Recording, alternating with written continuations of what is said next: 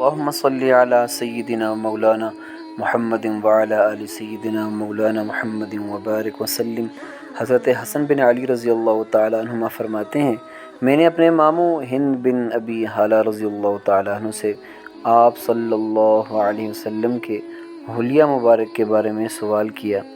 وہ آپ کا حلیہ مبارک بہت زیادہ بیان کیا کرتے تھے اور میں چاہتا تھا کہ وہ میرے سامنے بھی اس میں سے کچھ بیان کریں تاکہ میں اس کے ساتھ اپنا تعلق قائم کر سکوں۔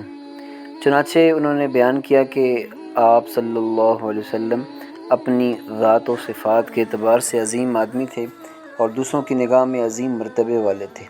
آپ کا چہرہ مبارک چودنی کے چاند کی طرح چمکتا تھا۔ آپ درمیانے قد سے ذرا لمبے اور لمبے قد سے ذرا پست قد تھے، یعنی آپ کا قد درمیانہ تھا۔ آپ کا سر مبارک اعتدال کے ساتھ بڑا تھا، بال مبارک قدرے گھنگریالے تھے۔ سر مبارک میں اتفاقاً مانگ نکل آتی تو نکال لیتے، وگرنہ خود مانگ نکالنے کا اہتمام نہ فرماتے تھے، یعنی زیادہ تکلف نہ فرماتے تھے۔ جس زمانے میں بال مبارک زیادہ لمبے ہوتے تو کان کی لو سے تجاوز کر جاتے۔ رنگ مبارک خوبصورت چمکدار تھا، پیشانی مبارک کشادہ تھی، ابرو مبارک باریک خمدار گنجان تھے۔ دونوں ابرو جدا جدا تھے، ایک دوسرے سے ملے ہوئے نہ تھے۔ دونوں کے درمیان باریک رگ تھی جو غصے کے وقت ابھر آتی تھی۔ ناک مبارک بلندی مائل تھی، اس پر ایک نوردار چمک تھی۔ جو شخص غور سے نہ دیکھتا تو وہ آپ کی ناک کو اونچا سمجھتا تھا۔ داڑھی مبارک گھنی، رخسار مبارک ہموار، دہن مبارک کشادہ تھا، یعنی منہ مبارک تنگ نہ تھا۔ سامنے کے دانتوں میں قدرے کشادگی تھی۔ سینہ مبارک سے ناف مبارک تک بالوں کی ایک لمبی لکیر تھی۔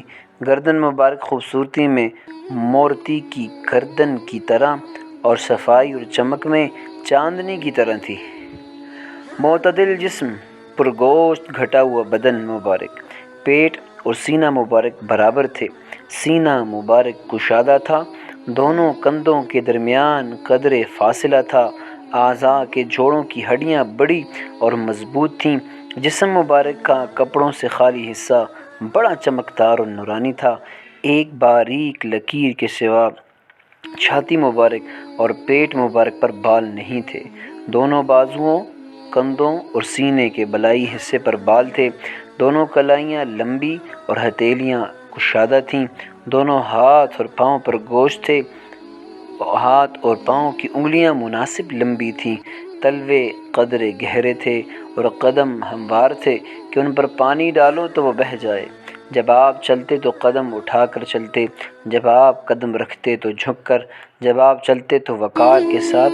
آپ کی چال مبارک تیز تھی، جب چلتے تو ایسا معلوم ہوتا تھا کہ ڈھلوان میں اتر رہے ہیں۔ جب آپ کسی کی طرف توجہ فرماتے تو کامل توجہ فرماتے۔